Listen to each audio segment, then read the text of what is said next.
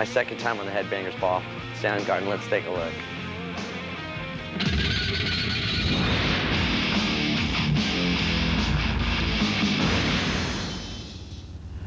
Ricky Rackman with you, back on the Headbangers Ball with Kim and Chris from Soundgarden.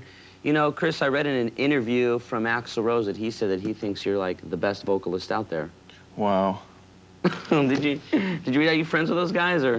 We met him. We met Axl. Uh-huh. He came to a couple of our shows. Because I know he's a big fan of yours. Yeah. Now, earlier we said that you guys are from Seattle. Mm-hmm. What's the rock and roll scene like out in Seattle? It's boss. It's better than anywhere else. Pretty much like it is in Los Angeles. Yeah. Less tattoos. Yeah. Uh-huh.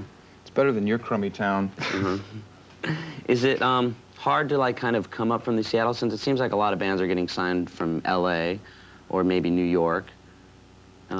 It's easier, really, because there's a lot of focus there right now, and you tend to stand out more. It's like, you know, being a big fish in a little pond, sort of, you know.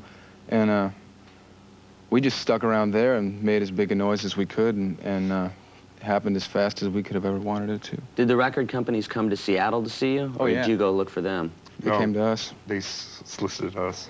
Uh-huh.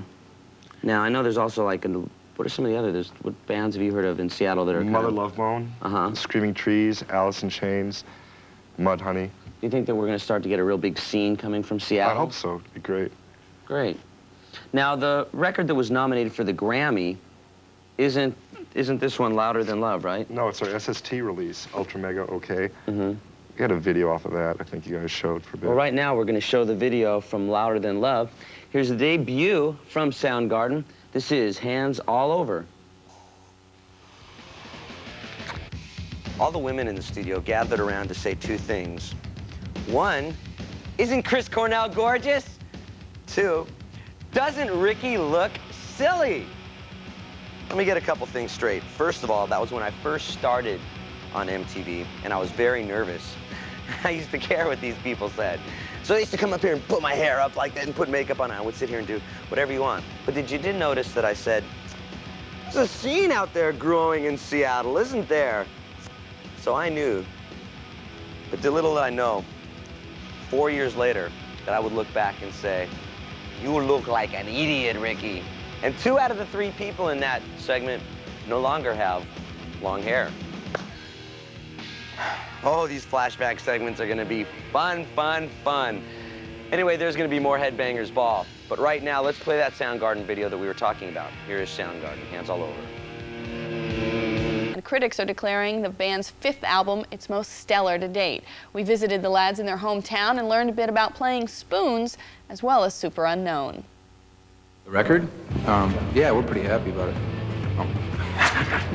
We can all jump for joy now that Soundgarden has released Superunknown, their first album in 3 years. In that time, frontman Chris Cornell and drummer Matt Cameron put out Temple of the Dog with members of Pearl Jam, while Cameron and bassist Ben Shepherd recorded an album with their own band, Hater.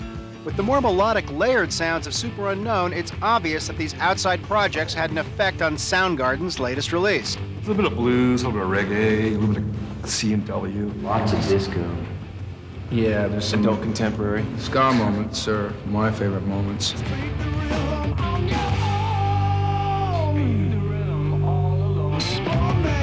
It wasn't like we completely rearranged our approach to recording or writing records or anything. We didn't really. I think it's just a matter of being bored of like one method of writing a song, whether it was individuals or as a whole, and just like doing something else without necessarily like getting together and having a meeting to discuss changes we want to make. We just sort of naturally do it. We've been that way since we started.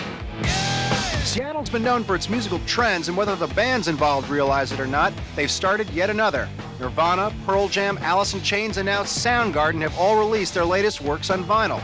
Limited edition blue, orange, and clear for the serious Soundgarden collector. Is it limited? Yeah. Why?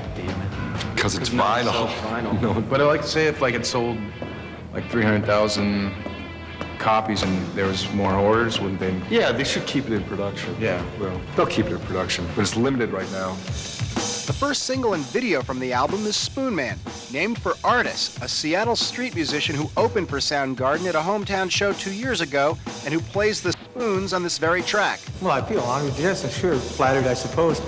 No more or less than any other similar regard. This has a bigger audience, and there's a whole lot more business involved here. But that's, you know, and that's an honor in itself. We didn't know what a spoon solo was going to sound like on a Soundgarden song, 'cause it's never happened before. And you don't hear a lot of rock songs, you know, with spoons in them. So it was sort of an experiment, and it turned out really, really great. Soundgarden will head to England in 2 weeks, although without the utensil talents of Spoonman, to start a world tour that comes here to the States Memorial Day weekend. Probably start somewhere like Salt Lake City or somewhere. Who knows? Sure that we'll be coming to your town. We'll be coming to your town. Your town. We'll be there, be there, be there, be there, be there, be there. Collectors may want to check the vinyl or import CD versions of Superunknown. Both have an extra track called She Likes Surprises. We'll take a quick break right now.